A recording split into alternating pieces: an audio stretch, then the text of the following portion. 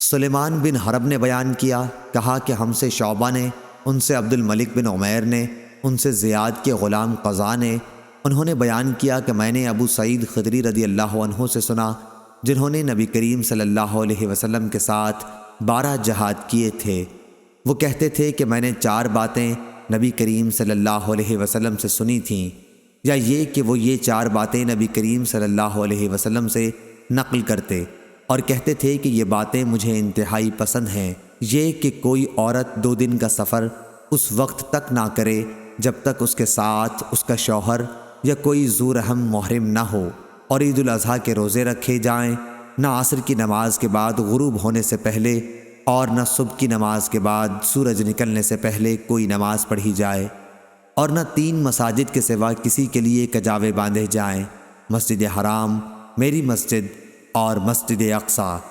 صحیح بخاری حدیث نمبر 1864۔